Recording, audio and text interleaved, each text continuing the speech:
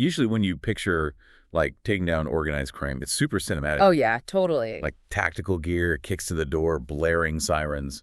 Very physical stuff. Right, which is, well, I mean, it's great for the movies, but terrible for stopping modern financial networks. Yeah. Because the real battlefield today is just pure data. It's completely silent. Exactly, completely invisible. Which brings us to our mission for this deep dive.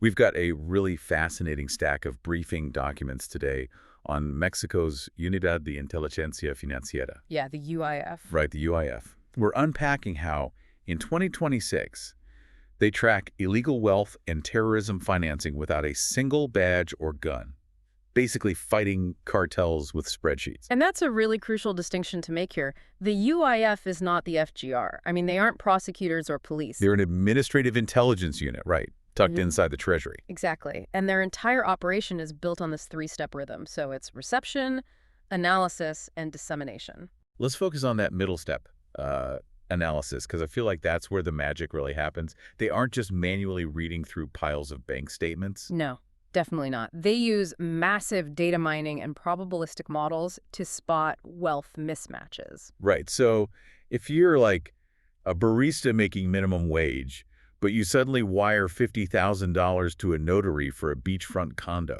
The algorithm immediately flags that discrepancy.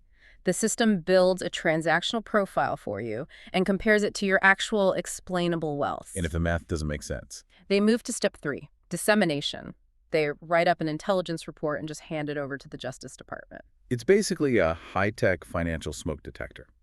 The UIF doesn't put out the fire or arrest the arsonist. Yeah, that's a good way to put it. They just sniff out the algorithmic smoke, that bad data, and trigger the alarm for the actual firefighters. Right, though lately they've been given some seriously heavy fire doors to drop while they wait for the police to arrive. Oh, really? Yeah, through something called the Lista de Personas Bloqueadas, or LPB, they can actually freeze bank accounts. Plus, a 2025 reform gave them the power to participate directly in criminal trials as an offended party. Wait, meaning they can stay in the courtroom? Exactly. They get to stay in the courtroom and watch the prosecution play out. Okay, but hang on. How can a bunch of Treasury analysts just, freeze someone's bank account? Doesn't a judge have to sign off on that first?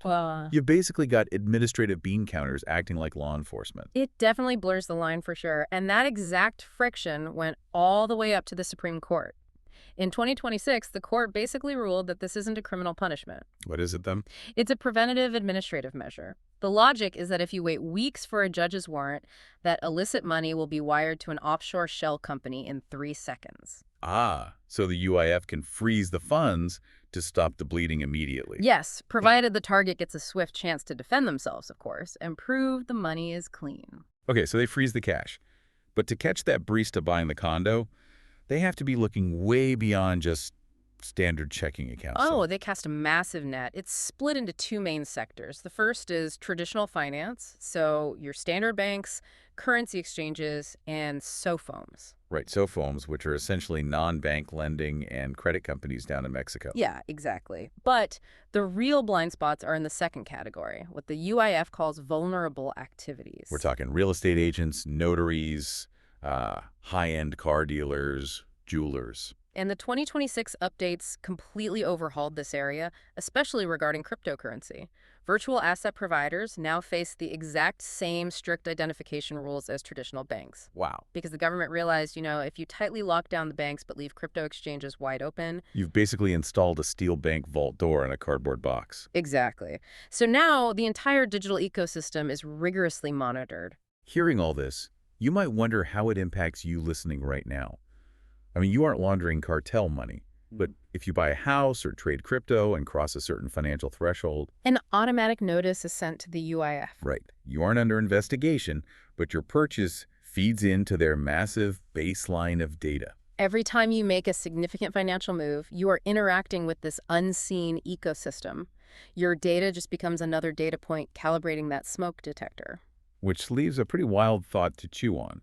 If the UIF is already using these probabilistic models to find mismatches between what you earn and what you spend, what happens to the whole concept of financial privacy? Yeah, it's a huge question. Especially once these predictive algorithms become sophisticated enough to anticipate your purchases before you even make them. Will the smoke detector start ringing before the match is even lit?